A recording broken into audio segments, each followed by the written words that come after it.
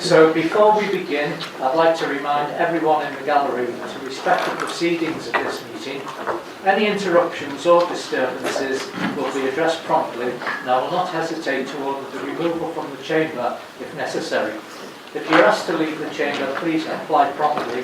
Thank you for your cooperation, and I don't expect that to have to happen.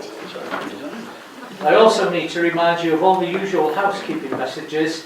There are no fire alarm tests planned for this evening, so if the alarm sounds, please leave the chamber by the nearest door, then follow the illuminated fire exit signs and assemble in the car park at the rear of the building. And would you all please ensure that your phones and tablet devices are on silent, which I will do now.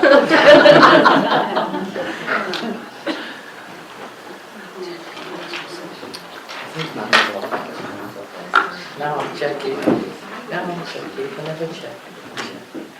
I've got it. So a gentle reminder about appropriate behaviour in the council chamber. We ask that everybody respects the councillors and officers when business is being carried out. If a member of the public interrupts the proceedings, I shall intervene accordingly. You do have the right to film this meeting if you so wish, but I would like to know before we begin whether anyone in the room plans to do this, and if you intend to film the meeting or part of it, would you please indicate now by raising your hands. Take that as a no, thank you. So the first item on this evening's agenda is apologies for absence. I see apologies from Councillors Crawford and Stevenson. I believe Councillor Higgs as well. Is that right? No, you're here, are you? Mr. Mayor, I have apologies from Councillor Fielding, and he has a message. He said he got up as far as page 625, and then he got a message saying that the Wyre Council press release was that we had already decided what the recommendation was. That has gone out tonight apparently. Can somebody tell me what's going on here? Usually, call me old-fashioned, but usually, Mr. Mayor, don't we have a debate and have a meeting and then make a decision? That is what I've been told. Can someone clarify that? Yes, Mr. Mayor, as I'm sure you can understand, Councillor Higginson, a press release like that is prepared ahead of time. Shouldn't have gone out though. Correct, you let me finish. Unfortunately, it was sent prematurely, it has been retracted. Thank you for that, Councillor Vincent. My updated list of apologies, we've got Councillors Crawford, Ibbison, Livesey, B. Stevenson, C. Stevenson, Rayner, Martin, Catterall and Jones. So are there any more apologies to be submitted? No, we'll carry on. Oh yes. Councillor Birch. Councillor Birch, we'll add her to the list.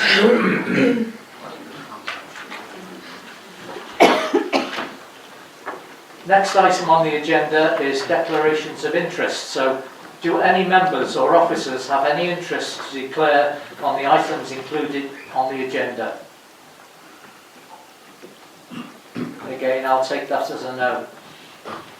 So thank you. In accordance with procedure rule number 3.1 and 2 of the council procedure rules, I've requested the Chief Executive to convene an extraordinary meeting of full council. The purpose of this meeting is for members to consider the local government reorganisation proposal before its submission to Cabinet for decision. This is the sole item on the agenda. Therefore, the next item is item 3, Local Government Reorganisation, LGR, in Lancashire.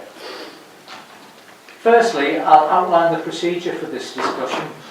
In accordance with my powers under Procedure Rule 16.4, I intend to permit the leaders of the groups to speak without any time limit. I'll invite each leader to speak in turn. All other speakers will, as usual, be restricted to a maximum of 5 minutes each. So, Councillor Vincent, would you please introduce the report and propose the recommendation to endorse to Cabinet the 3-unitary proposal? You have unlimited time. Thank you, Mr. Mayor. Mr. Mayor, councillors, honorary aldermen, ladies and gentlemen, yesterday The Guardian published an article online highlighting that the Institute for Government had concluded that Labour went into government without any clear idea of how its targets, of how to achieve its targets, and that this had led to haphazard attempts to reform various sectors. Nick Davis, Programme Director at the AFG, stated that the government had taken power without any clear idea of how to achieve its targets. The report stated that the government's action on adult social care in its first year of office had made matters worse, not better. Their proposed changes to local government are equally ill thought out and poorly considered. It is an established fact that they relied solely on the 2020 analysis of PricewaterhouseCoopers, who produced a report on the paid instruction of the County Council's network when concluding that larger, unified authorities are the better model. This project only serves to highlight Labour's inadequacies and centralising instincts. I believe in local identity, community voice and fiscal discipline, not in ripping up working councils just to create bigger, blander, more distant ones. And if anyone has any doubts about this danger, let us look at the recent real-world example, the 2021 abolition of the district and county councils in Northamptonshire for the creation of 2 large unitary authorities. It was claimed that creating super councils would magically save millions, but the evidence says the opposite. In Northamptonshire, the so-called Future Northants business case projected £85.9 million a year of savings, but these were speculative, theoretical savings and not verified facts. And today, there is no published evidence that the cost of running local government across the area has actually fallen. In fact, West Northamptonshire is talking about needing £20 to £50 million of savings in a single year just to stand still. North Northamptonshire continues to wrestle with major pressures in children's services and adult social care. This information comes directly from the council's own budget papers and medium-term financial plans, not commentary, not speculation, but their own financial documents. So, the promise of massive savings, pure fiction. Claims that the new unitary councils are efficient, completely untested at this scale and contradicted by the reality. And who pays for local government reorganisation? Local residents. The transition programme in Northamptonshire cost a forecast £43.5 million. Again, this is taken from the Future Northants programme, documentation and financial planning papers. So let's be clear, this wasn't new money from central government, this was money taken out of local services to pay for restructuring, rebranding, consultants and management overhead. Here in Wyre, we are forecasting that we will have to contribute at least £1.5 million towards the cost of local government reorganisation, and that could be spent on community projects, housing and other actual priorities. Council tax did not go down in Northamptonshire, it went up. Let me give you the hard numbers. This is drawn from official council tax tables used by billing authorities and published through DLUC. From the council's own budget consultation documents, North Northamptonshire increased its Band D rate by 4.99% in 23-24 and West Northamptonshire did the same. Every year since they were created, they have raised council tax right up to the referendum limit. Because reorganisation did not fix the problems, it just moved them around. According to the Commissioner's final report into Northamptonshire County Council, their financial crisis was not resolved because of reorganisation, but through severe cuts, use of reserves and capital receipts, and council tax increases. The reorganisation itself did not solve the structural pressures, and now the 2 reform-led unitary councils are again under financial strain. So why would we copy a model that has already failed to deliver? So what does this mean for Wyre and Lancashire? By the time of the next election, scheduled for 2027, I will have served this council and its people for 20 years, which is 74% of my adult life. I do so because I believe in local identity, local accountability, the lowest sustainable taxation, efficient disciplined spending and government being no bigger than it needs to be. Reorganisation in Lancashire would mean tens of millions of pounds in upfront costs, it would disrupt services for years, it would reduce democratic accountability and almost certainly lead to higher council tax, exactly as we saw in Northamptonshire. I oppose this reorganisation. This council should oppose this reorganisation. We have strived for years to keep council tax low. Once the new unitary authority is created, there will be harmonisation of council tax, meaning that our residents will likely face council tax increases greater than the 4.99% consultation limited, but without consultation. But Mr Mayor, we are powerless to stop this. The government has the authority to impose this upon us, and I and we must always do what is in the best interest of the people of this fine borough. Whether we like it or not, we are at a defining moment for Lancashire. The structure we choose now will shape how our residents receive care, how our towns prosper, and how our voice is heard nationally for decades to come. The 3 unitary model is the strongest and most credible option for Lancashire, whereas the 2 unitary, 4 unitary and 5 unitary alternatives fall short of what our residents deserve. I wish to thank Councillors Berry, Lamarinell, Sir Robert Atkins, Wells and Fale for their open-minded approach on the LGR working group. The evidence available to us while making a decision of this size is frustratingly lacking. The whole process is rushed, but we were required to make a decision, so I am grateful that a unanimous decision backing the 3 unitary approach was taken. So, why is 3 the right number? First, the 3 unitary model is the right size for excellent services. Each of the 3 councils will serve a large area and run specialist, high-quality services like social care, children's services, highways and planning, while being small enough to stay connected to the people they serve. Residents want a council that understands their community, but need one that is still big enough to be financially stable and resilient. With 3 unitaries, we achieve that balance. By contrast, 2 unitaries would create councils so large, well over 700,000 people in places, that the democratic link risks being stretched to breaking point, and 4 or 5 unitaries produce councils that are simply too small to be viable. Some would struggle to fund the very services that people rely on the most. Secondly, the geography works. Lancashire naturally divides into 3 coherent areas. 3 unitaries mean fair access to services, whether you live in the coastal towns, or in great industrial centres, or in the rural communities that make this county unique. It fits with NHS, fire and police services and has the backing of the Lancashire Chamber of Commerce. But under a 2 unitary split, vast geographies will be forced together, with residents travelling long distances simply to reach their council or access services. And with 4 or 5 unitaries, some areas will be artificially carved up, leaving councils unbalanced, some strong and some weak, adding complexity and confusion for residents. 3 unitaries give us balance, fairness and clarity. Third, 3 unitaries deliver financial strength without over-centralisation. We all know that local government finance is under intense pressure. 3 councils gives us the potential to make real savings, with the huge caveat that this will only be possible with experienced, knowledgeable and hard-working councillors running them, but without creating vast bureaucracies too remote from daily life. This protects frontline budgets, it protects social care, it protects the vulnerable and it protects our communities. A 2 unitary model centralises too much risk in 2 extremely large authorities. If one fails, the whole region will feel it.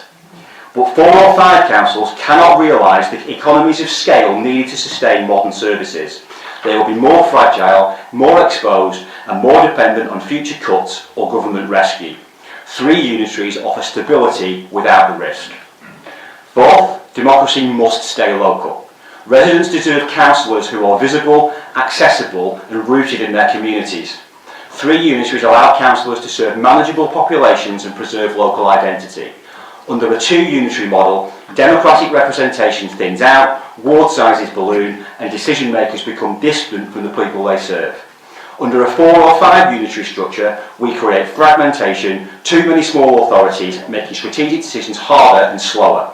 The financial case for each appears to depend on a significant amount of collaborative working, given the extent of the savings they claim to be able to make, which we have been unable to recreate with our own more realistic financial modelling. 3 unitaries keep democracy close to the ground while still enabling strategic, strong leadership. 3 unitaries match how Lancashire really works, this is the 5th point. Our economy, our NHS systems, our transport corridors, our skills, our networks, Lancashire functions in 3 natural zones. A 3 unitary structure aligns with real life. It strengthens our ability to plan for growth, to attract investment and to integrate health and social care. 2 unitaries lump together areas with very different economic identities. 4 or 5 split natural economic corridors, weakening our attractiveness to investors and government. 3 unitaries reflect the Lancashire people recognise. 6th, it's simple, clear and easy for the public to understand. Residents want to know who is responsible for what. Three unitaries provide a clean, coherent structure, no duplication, no confusion, no clutter. Two unitaries go too far, too big to feel local.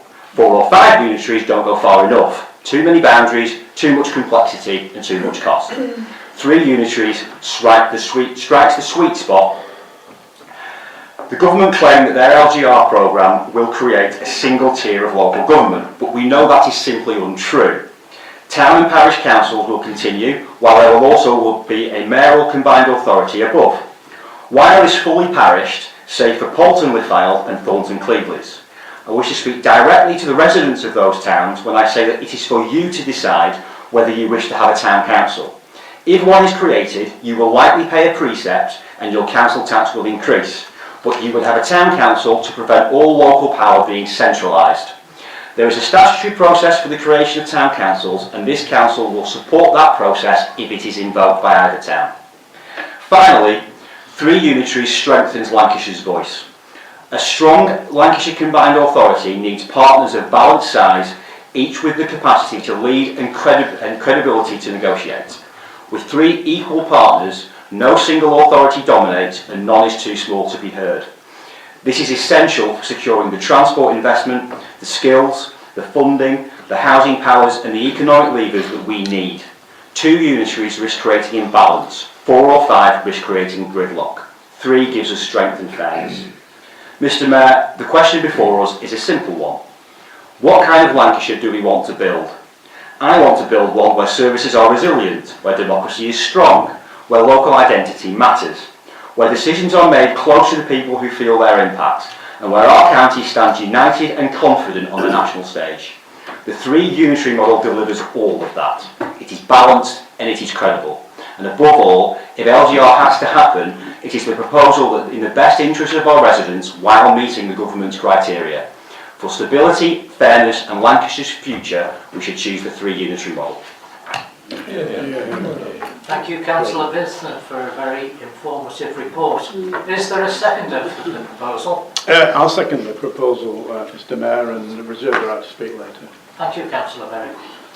Councillor Fail, you now have an opportunity to comment on the proposal and you do have unlimited time. Thank you, Mr. Mayor. It's clear from the survey results that many think fondly of their district and county councils and are not enamoured with the idea of consigning these councils to history. Wyre Council and LCC have been in place throughout all of my adult life, so I do get why some are wary of the change being proposed. There is some concern that councillors will lose their connection with the area they are representing. It is true there will be fewer councillors, but is that necessarily a bad thing? I expect that all of the councillors here tonight are doing the work of a county councillor to some extent. The reorganisation will mean that a resident would immediately know who to approach to resolve their concern. It reduces duplication of effort and ensures that councillors and officers are certain of their responsibilities. Of course, the devil is always in the detail, and we all need to keep a keen eye on how the reorganisation is to be implemented. Despite the proposed loss of councillors, the local government reorganisation can, if done correctly, help to improve representation. And with regard to improving that representation, I would emphasise to all councillors the need to proactively support new neighbourhood area committees being set up where there is currently no parish or town council in place. I believe this will ensure that the new unitary does not become too arm's length, with grassroots democratic participation retained and civic infrastructure intact and in the hands of local people through asset transfers, etc. There are also some mixed messages in the survey. Of the relatively small sample completing the survey, they seemingly would leave the system as is. On the other hand, there is evidence that residents want to deal with one council, not 2. Without reorganisation, LCC and its districts could be left to continue, and we could all help to make them work together far more collaboratively, more efficiently and more effectively. But to be fair, the two sets of councils have had 51 years to achieve that and haven't managed to do that sufficiently. So yes, we could persevere and make the two sets of councils work better, but I cannot envisage the merging of two sets of strategic thinking, and it is this that I see as the key argument for local government reorganisation. Implemented correctly with suitable funding and correct level of devolved powers, it might just enable the new authority to begin to strategically tackle the fundamental issues that are currently in the untouched, hard-to-do pile.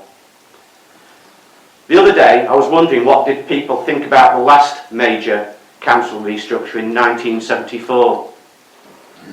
I suspect that just like now, they would have been wary of the change. I was a kid back in 1974, so don't recall having a view on the matter. But I think my father, who had been a councillor on Poulton-le-Fylde's Urban District Council in the 60s, would have been sad to see the demise of a council he had been fighting to be part of until 1974. I expect motors of here tonight will have similar thoughts about the loss of Wyre. But rather than losing our council, perhaps we should think of it as evolving. Whilst thinking back to those times, I had a read of my father's May 1969 electoral address for the old North Central ward in Cleveland. The key thing I took from reading that leaflet was my father's wish to end the stagnation in Poulton-le-Fylde. Things have got worse in that regard in the time since, not just in Poulton-le-Fylde, but in Fleetwood as well. Now I'm sure that both Poulton-le-Fylde's Urban District Council and Wyre Council wanted to make improvements for residents, and indeed they could both point to many achievements. But it's also worth recognising now that without joined up local government and devolved powers, there was probably always going to be a limit to what could be achieved. From what I've witnessed over the last 10 years as a councillor, the two-tiered system has perhaps unintentionally held us back. The lack of joined-up thinking on employment, transport, housing, public open space is a key reason why we see deprivation in certain parts of the borough. They should always have been considered together, not in isolation. Sadly, that didn't happen. What's my evidence for that, you may ask? Well, here's a little story, courtesy of ex-mayor and Wyre Labour councillor Ronnie Shewan, who passed this little nugget to me a few years ago. With regard to the A585, a 2005 report to Wyre's Cabinet on the North West Regional Spatial Strategy Options Paper recognised congestion on the route is a major barrier to growth at Fleetwood Port and to the economic investment in Fleetwood-Thornton area. The report went on to say that construction of a new link road between Junction 3 of the M55 and Fleetwood Port should be actively promoted in the regional spatial strategy as a priority highway proposal. Tellingly, the report stated, and I quote, that housing provision should be a response to economic growth and not a prelude to it. Well, that intention fell by the wayside, didn't it? Thousands of houses delivered, but no new link road. Only the road to nowhere. No reinstated rail line. Insufficient jobs for the thousands of new residents, and unsurprisingly, a line of cars commuting in and out of Wyre every day. We may be sad to see Wyre and LTC go, but this can be viewed as an opportunity for a new unitary authority to tackle those issues still sat on the hard-to-do pile. In my father's 1969 electoral address, he said, "Now, here is your choice to end this stagnation and make Poulton-le-Fylde a district on the move and one in which we can all be proud to live." Replace the words Poulton-le-Fylde with Wyre, and that wish is as relevant now as it was then. Wyre councillors now have a chance to help create an authority with better tools to address our fundamental problems. To conclude, I think it's worth councillors recognising that endorsing of a proposal for a unitary system is just the start. It is the government that will make the final decision. All we are doing is ensuring that this detailed and professionally put together proposal for 3 unitaries is put before government. I believe that members should vote to ensure that the 3 unitary option is at least formally considered by government. Thank you, Councillor Fail, for your considered thoughts of your group. Councillor Ellison, you have a chance, unlimited time as well. Thank you, Mr. Mayor. Yeah, we also agree with Councillor Vincent that local government reorganisation is a bad idea. We believe that this will centralise power, it will disrupt essential services and erode local identity. And there's also inclusive evidence that larger councils are more efficient. Our issue with this local government reorganisation is we've estimated that 9 out of 10 councillors will be lost in this process. This government is hollowing out local democracy. Local authorities in 2-tier areas such as ours, council numbers will be slashed, which will, no doubt, place considerable strains and unsustainable workloads on remaining councillors. As this dysfunctional government proceeds with an unnecessary, expensive and distracting reorganisation in Lancashire, we will see a drastic reduction in council numbers and a reduction in opportunities for the general public to get involved in local government.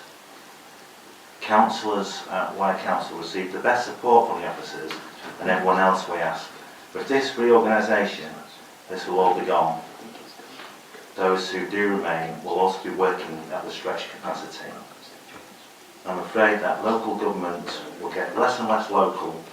Areas such as North Millward, for example, and I'm sure most of you will agree, residents have been used to local councillors who can, at a drop of a hat, attend an issue that they have. All this will disappear into a meaningless black hole, whilst residents will be left trying to make sense of it all. While all the councils in Lancashire are trying to find the holy grail of what a perfectly formed council should look like, let's just all hope it stars Indiana Jones and not Monty Python. So this reform group will support the 3 unitary model. Thank you, Mr. Mayor. Thank you, Councillor Ellison, for the views of your group. Councillor Rushforth, you have unlimited time. Thank you, Mr. Mayor. Good evening all. So, a 676-page document and unlimited time to speak. How luxurious. So brace yourselves, councillors. I was only joking. Right, so it's been a major task to produce the document that's been in front of us. And congratulations to all who took part in any part of it. I can see the strain on a lot of your faces. Major change is coming, and we must acknowledge that change is not always a bad thing. Unfortunately, this is not a planned change. It has been unexpectedly forced upon us. As I recall, Councillor Bridge has rightly stated that residents' expectation of a council is to provide services to a high standard and in that process to keep the cost of council tax to a minimum. Any rise in this is always seen as a negative mark against the council and indeed individual councillors. It is stated that the reorganisation will need harmonisation of its council tax changes within the new unitary authority. This word harmonisation has never taken on such a dark stance for me. I am not one for harmonising. I am one for fairness and for protecting the assets of a well-run council, which in turn protects the pockets of its residents. With that as my baseline, if I had the opportunity to choose who I would want Wyre to unify with, it would not be what is in front of us today. Unfortunately, my pick and mix of prospective partners does not fulfil the criteria of the government. With all the criteria in front of us, I can see that the option to be put forward by Wyre Council will be the one to cause the least financial harm, maintain current boundaries and thus local identities, and very importantly, cause the least disruption to services such as policing, healthcare and education. I can see all the evidence leading to this conclusion and agree that the option 3 is the best option for Wyre to put forward for the future consideration to those who will indeed make the ultimate decisions. Thank you. Thank you, Councillor Rushfield. I'd like to thank all parties here tonight for the considerate effort that they put into their reports. All very valid points. We now have a short period of time for anybody that wants to ask questions or make comments to do so. There is the normal time limit on this. So if you do, can you please put your hand up to give us a chance of knowing who wants to say anything?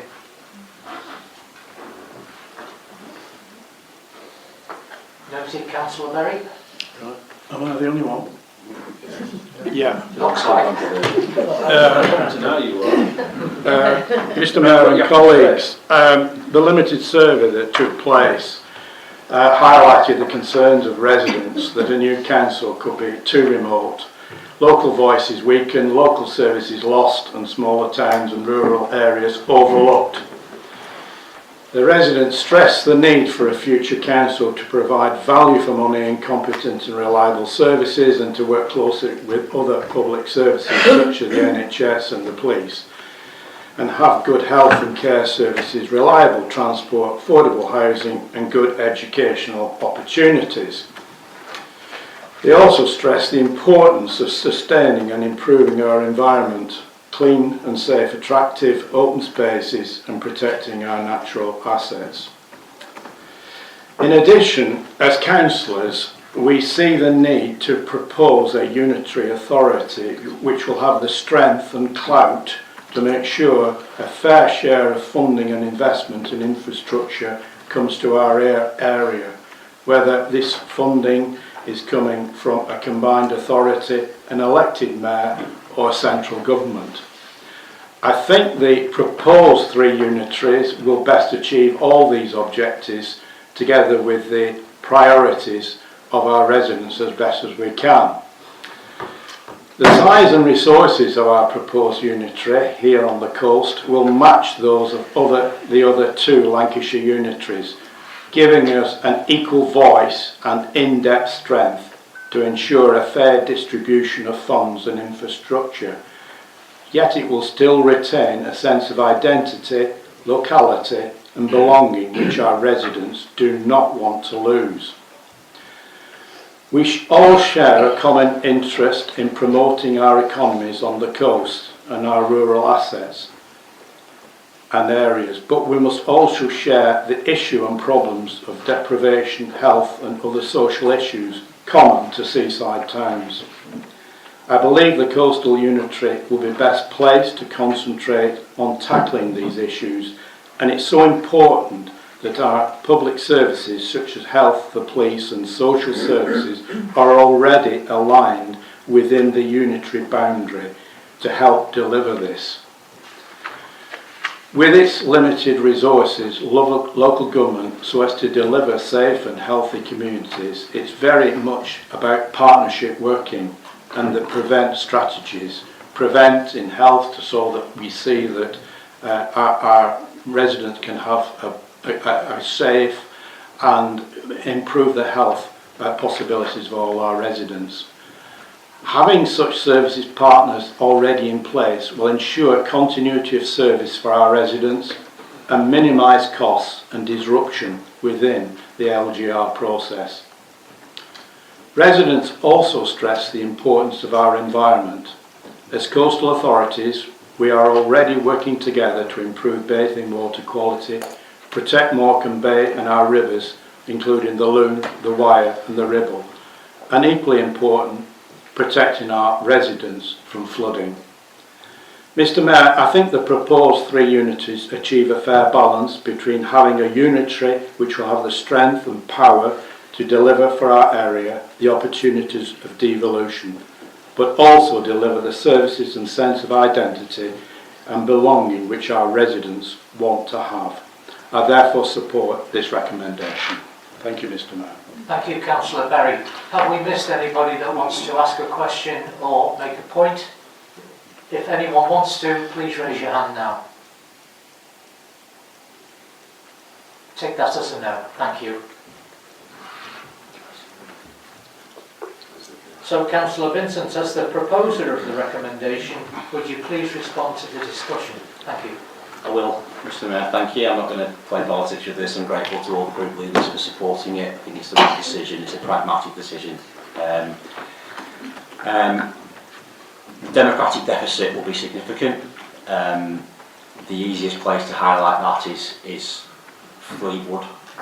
You know, Fleetwood currently has, what, 1.5 county councillors and 8 district councillors? Yeah.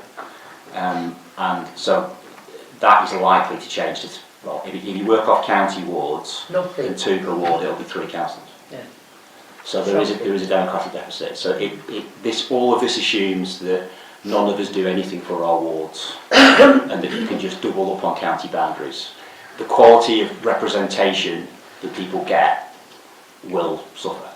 It will suffer. I don't think that there can be any debate on that. Unitaries like Blackpool, and Councillor Bell points out quite rightly, it is good for residents to have one councillor that they can go to. But look at the size of the wards in Blackpool. They're not big. You know, Greenlands is not a big ward and they've got 2 councillors. Based on, I think Blackpool have 58 councillors, it's quite a lot, maybe less than that now, but under these proposals, because it's a similar size to Lancaster, it would go down to having about 18 if you go on county boundaries.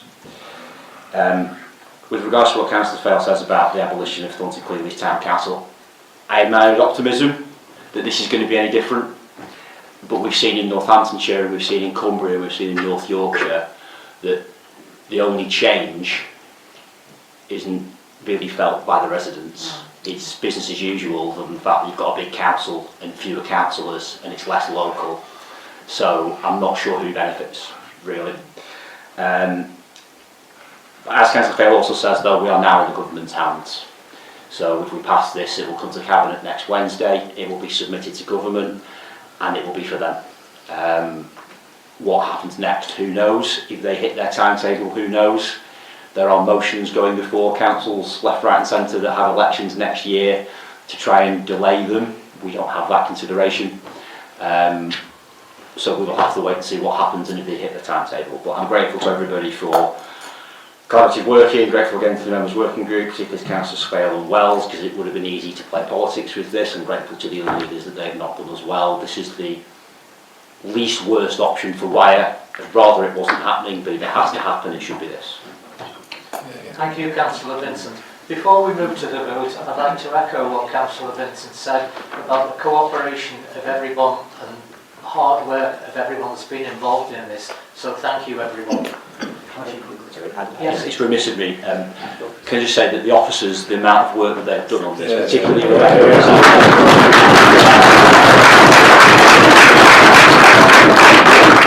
we've had officers effectively leading in pretty much every area, so Claire on finance and Sarah and Sandy, and they have, to say that they have taken a significant role. I think we've had more representation on the little officers committees that they have to do their bit than any other authority, probably including the county, which is great to see. It just goes to show how respected they are, and we're very lucky to have had them, so thank you. Well, I believe that concludes the discussion, so it's time. Would members please vote no now on the recommendation at 3.1. Those in favour, please show. Isn't that nice? That was unanimous, so we don't need to go any further. Unless anybody wants to raise their hand. So the recommendation is approved, and that happily concludes this evening's meeting. So see you next week at our scheduled meeting. Good night, everyone.